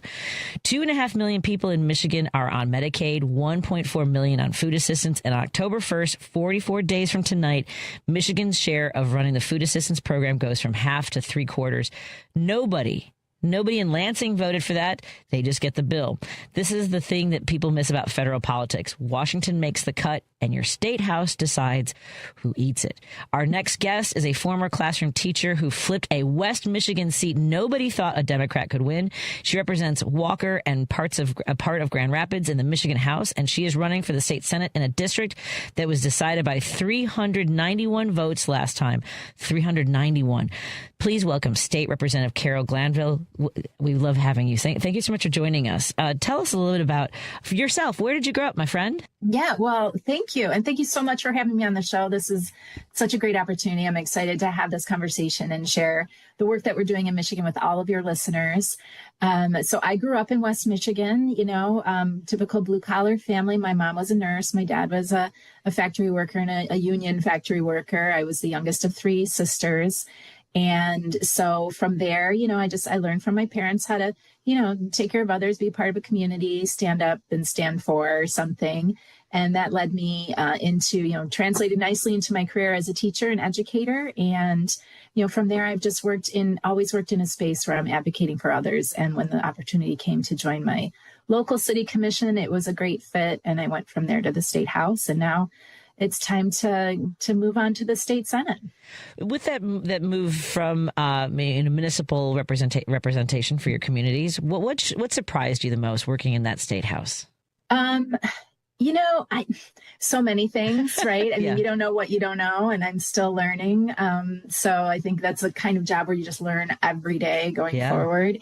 So, but kind of what you alluded to there at the beginning of the show is just how much how dependent we are on federal policy, and that when things are, just kind of ticking along, you don't really notice it. But when you get something like the One Big Beautiful Bill, it becomes incredibly clear the impact that the decisions at the federal level have on us at the state level and how important our state legislatures are. And a lot of times we don't hear about that because we're so keyed in to what's going on at the federal level. Yep. We don't really realize what the impacts are at the state level and then in our own homes, based on who's running at the state level. And so when you talk to voters, to constituents, to residents, what are they telling you? What impact are these policies having on their lives? I mean, we're hearing a ton about affordability, of course. I mean, that's really where everybody's headspace is, it's taking up a lot of headspace for folks just thinking about affordability these days. And that can be anything from groceries to gas to housing. But then we think about things like our younger parents are struggling with childcare bills, our younger voters, our younger kids. They're thinking about, how am I going to go to college? What does that look like for me? I mean, I have a son who's halfway through medical school, and they're looking at changing his degree at the federal level to say it's not a professional degree, which then caps the amount of money he can borrow. And he said, I'm at the cap and I'm only halfway through. What happens if I can't get any more money? I have a useless degree now. Wow. So it's these kinds of things. I think, we're setting up the future of our nation on the policy that's being decided today, and it's just crippling for folks. And so there's a lot of work to be done in advocacy, and I'm proud of what we've been doing in Michigan to help protect Michiganders from what the feds are doing and setting Michiganders up for success. Well, they certainly found money to buy shock gloves. So there's that. You can tell folks, the money that we could, help people with and make sure that they feel supported. But now we can shock people with their hands. So there's that. So for folks who, who are in other parts of the country, because I believe that every race is important for us to have people who are in those rooms directing policy, making decisions, voting on it. Michigan's own budget office says H.R. 1 opened a $1 billion hole immediately and runs to about $10 billion through 2032. Tell us a little bit about what a hole that size does inside of a state budget. What doesn't get funded then? Right. Well, and that's a great question. I'm actually on our appropriations committee. I'm the minority vice chair on our K-12 committee. And so, when I look at that budget hole, I see things in education. I'm also on the part of the Health Policy Appropriations Committee, so looking exactly at the Medicaid cuts that are coming our way, and that's where the bulk of the money is. It's in those healthcare cuts. So we as a state, we have to fund everything, right? We're responsible for roads and parks and trails and, education and healthcare and, everything. And so it's not going to just be one thing that gets cut. I mean, we're going to have to look at how we cut lots of things in the state and then what gets our priority. And in my mind, I say this all the time, I really don't think you can spend too much money on education. Education is the foundation for our littles, I say, from toddlers to the trades, for our littlest kids to get a really good, strong start, to get through K-12, to figure out what you're going to do next. And then for folks who need to reskill or upskill along the way, though that education, what you learn, the skills that you have to put into a job, that is what allows you to be self-sufficient. And so the more we can equip people for those things, the less we need to spend on this, on the support services. And so that's one way we can save money is by making sure we're helping people be as self-sufficient and successful as possible. So that we can use that money in other places. But, these things take time. You can't just flip a switch on it. We need to be making these investments year over year and be dedicated to those priorities in the state, which we, as Democrats, we are, of course. Well, and that's the challenging part is that they blow things up, right? They disrupt everything and quickly. That happens immediately. Yes. And then the rebuilding, to give you an example, in Illinois in 2015, when we didn't have a budget for 2.5 years under Republican Governor Rauner, now 10 years later, one program, I'll give you an example, is early intervention. We went from my son, who was born medically fragile, we had a social worker in our house within weeks of him coming home. Now there is a 1-year waiting list for 3,000 babies, and I can draw the line directly to what happened in 2015, right? Yeah, it's shocking how long that reverberates. And as we're looking at, now they're threatening to cut Head Start or make changes to Head Start. So that's another place where the states are going to have to come in and codify what we're doing to make sure that the quality of the programming doesn't suffer at the state level.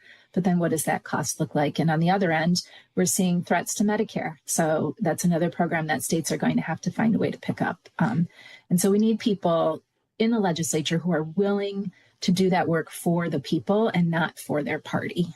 Well, and that's the thing. You are one of the only states in the country, really, with a genuinely divided government. Republican House, Democratic Senate, by a single seat. And they passed, right? A budget was passed 2 days late instead of 3 months late. What had to be negotiated in those moments to get there? Well, there was quite a bit on the table that was kind of left over from our Democratic trifecta. And so we had to go through that work, kind of rehashing, what we had negotiated a couple years ago. And so there are so many factors that come into negotiating a budget. And again, it really comes down to your priorities. And I would say that Democrats are always putting people first. And Republicans tend to look at where they can make profit or cut programming to bring more to control the budget. But what you just said, when you control the spending in that way, you got to be mindful of who's getting cut off and what that's going to mean to the state down the road. It can't just be what's the impact today, but what's the impact 5-10 years from now, because that's really what we're budgeting for. It's the future of the state. And, in the Democratic Party, we are always putting the people first, and that That's why this seat is so important. It's the number one pickup seat. You mentioned we have a 1-seat majority. This will give us a little bit more of a buffer, and also give us a little bit more leverage. Hopefully we'll be able to turn the House again this year and we'll have our trifecta back. But if not, we need to be able to have a really strong Senate in order to continue to fight against what the Republicans are putting before us. Are you having, two questions about conversations that, let's start with the constituents and beyond your district, because I have to imagine that people are feeling the strains of what the federal policies are doing to their lives. What are you hearing?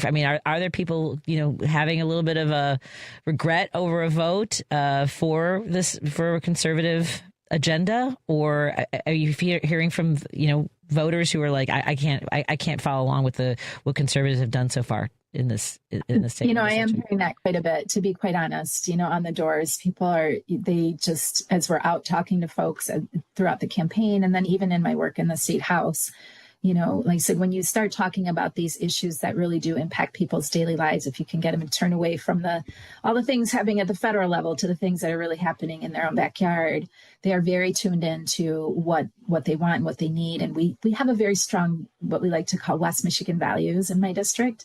And so there's no doubt about what we stand for, and that is, family and safety and security and self-realization and things like that, independence. And we have a kind of a strong streak there, but we are a very community-minded region. Philanthropy is strong here. And so this idea of coming together and doing what's right for people, it runs strong through our community. And what I've seen in my opponent is that he routinely votes against the things that our community wants. And so like our common sense gun safety, he voted against that. He's voted against capping prescription drug prices, particularly for insulin. He's voted to refund our schools in such a way that we're taking money out of public schools, putting it more into a voucher system. And those are things that this district just does not support across the board. We pride ourselves on, being a swing state, and this district is no different. And they will dig in and vote for the person that represents their values over anything. And in contrast to that, how are you having any conversations in the Capitol with people on the other side of the aisle who are aware that they're in a tight? The voters are going to come to a tipping point. Are you hearing from any of the conservatives who are like, they've got to figure a way out of this too? They've got to negotiate and do better by their residents and voters? You don't hear that a lot. I got to think those are conversations they're having. And I know that, there are some conservatives that, we do work really well with. But the interesting thing is that, Republicans time and time again, they will fall in line and vote with their party, regardless of what their own personal values are, what the values of their district are. And you don't see that with Dems. Like, we have really tough conversations and tough votes, and you'll see split votes on the floor, because we are that big tent party where, we have spirited conversations around the kitchen table and we don't always agree, but we always vote for the people. And I think that's what makes it special, or that's really what the difference is. Like, we're getting into this area where it's, you've got one group that is voting their party all the time, and you've got the other side that is really doing the work and representing the people. And I think that's, you're going to win there every time. This has been a great conversation. I do want to give you the opportunity to share with take about 30 seconds to tell folks why you are the candidate who should have this seat in this election coming up in November. Oh my gosh, because, I've done it before. I can do it again. I'm not afraid to dig in and work hard. And I would invite you all to be a part of Team Glanville. If you want to come check out my website, it's voteglanville.com, VOTEGLAN like Nancy, V like Victor, ILLE.com. I have always had a grassroots, campaign starting back in 2022. When I won the unwinnable seat, we had folks from across the nation come in and support the work we were doing.